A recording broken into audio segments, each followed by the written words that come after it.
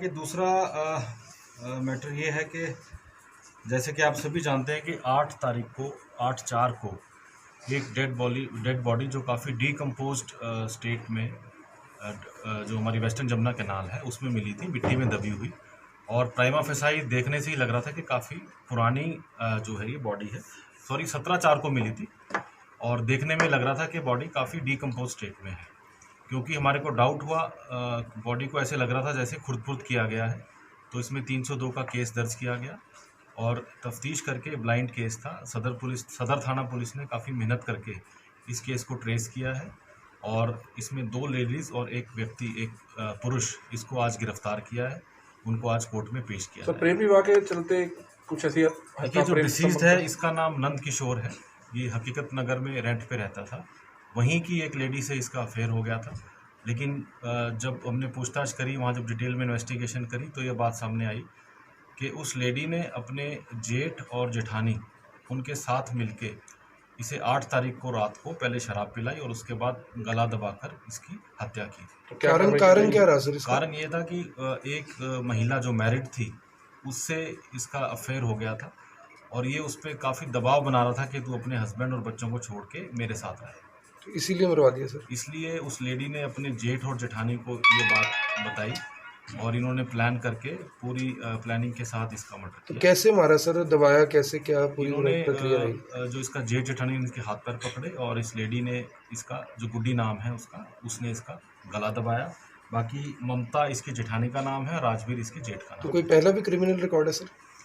नहीं, इनका कोई पहले अभी क्रिमिनल रिकॉर्ड नहीं है। ये तो क्योंकि एक अफेयर इनका चल रहा था और इससे ये काफ़ी प्रेशर में थी, उस प्रेशर को ईज आउट करने के लिए इन्होंने उसको मार के और बॉडी को डिस्पोज ऑफ क्या करने कार्रवाई की की कोशिश जाएगी की। सर? इसमें ऑलरेडी 302 में इनको अरेस्ट कर लिया गया है। अब इनको प्रिलिमिनरी पूछताछ इनसे हो गई है, कोर्ट में पेश करके इनका आगे पुलिस रिमांड हासिल कोई किया। और धारा भी जोड़ी जाएगी सर बीच में? इसमें 302 और 201 जो बॉडी को डिस्पोज ऑफ करने की इन्होंने कोशिश की, एविडेंस ख़त्म करने की कोशिश की, और साथ में जो कॉन्स्पिरेसी की है 120 भी, इन धाराओं के तहत इनका चालान किया जाए। सर 3 मई तक लॉकडाउन है, लेकिन कल देखा कैथल काचवा पुल पर भी जो है ना, मतलब सैकड़ों लोग गाड़ियां लेकर निकल आए थे, जाम जैसी स्थिति बन गई है। देखिए, जैसे आप जानते हैं कि अब काफ़ी इंडस्ट्रीज़, काफ़ी सेक्टर्स जो हैं अब ओपन कर दिए गए हैं ताकि इंफ्रास्ट्रक्चर डेवलपमेंट को और जो सप्लाई चेन है उसको कोई दिक्कत ना आए।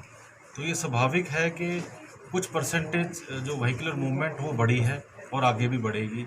जैसे कि माइनिंग सेक्टर खुल गया है, रूरल एरिया में कंस्ट्रक्शन भी अलाउ कर दी गई है, बाकी फार्मा से संबंधित, एग्रीकल्चर से संबंधित और फूड प्रोसेसिंग से संबंधित काफ़ी जो एस्टेब्लिशमेंट्स वो खोल दी गई हैं।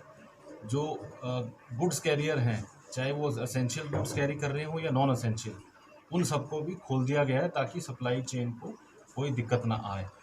लेकिन इसका मतलब ये नहीं है किसी प्रकार की छूट मिली है। ये मैं स्पष्ट करना चाहूँगा कि ये केवल एक रियायत है, रियायत मिली है, कोई किसी प्रकार की छूट किसी को नहीं मिली है। और जो एस्टेब्लिशमेंट खुली हैं वो विद परमिशन खुली हैं। एक अलग अलग लेवल की 3 कमेटी बनी है, depending on the size of the establishment और नंबर ऑफ द वर्कर्स।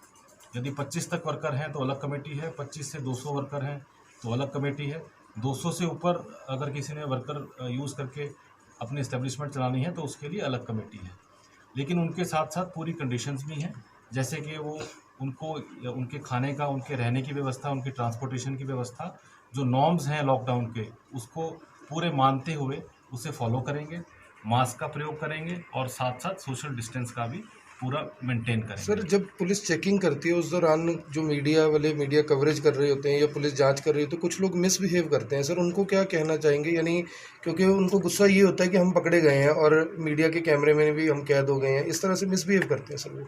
देखिए, ऐसे जो कुछ परसेंट हैं वो कर रहे हैं, उसके खिलाफ सख्त कार्रवाई भी की जा रही है। 130 FIR हम 24 तारीख से आज तक जो है दर्ज कर चुके हैं। 200 के आसपास व्यक्ति अरेस्ट किए गए हैं, 188 और संबंधित धाराएं लॉकडाउन की लगा के। इसके अलावा चलानिंग और इम्पाउंड 2.5 करोड़ के आसपास फाइन भी इम्पोज कर चुके हैं, हज़ारों की संख्या में व्हीकल्स इम्पाउंड भी की गई हैं।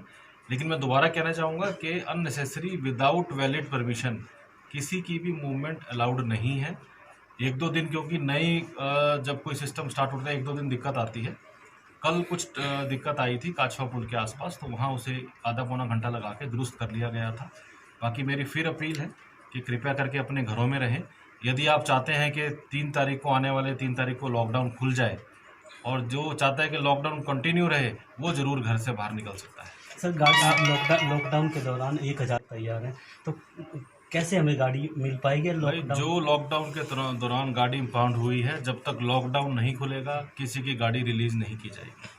सर टोल वगैरह भी खुल गया है, टोल के आसपास टोल भी जो है आप जानते हैं कि टोल जो है वो भी खुल गया है। जैसे मैंने बताया कि क्योंकि सप्लाई चेन ना टूटे और जो एसेंशियल कमोडिटीज़ हैं उसकी सप्लाई रेगुलर बनी रहे, तो इस बात को मद्देनज़र रखते हुए काफ़ी जो है इस्टेब्लिशमेंट खोला गया है और जो गुड्स कैरियर की मूवमेंट को पूर्णतः खोला गया है। सर जो पुलिस कर्मी नाके पे ड्यूटी उनका हौसला बढ़ाने के लिए आपकी तरफ से किस तरह का प्रयास या कुछ तरह का हौसला? देखिए, मैं बताना चाहूँगा कि बहुत अच्छे मोटिवेशन के साथ आप भी फील्ड में जाते हो, देखते हो, 24 घंटे वो काम कर रहे हैं।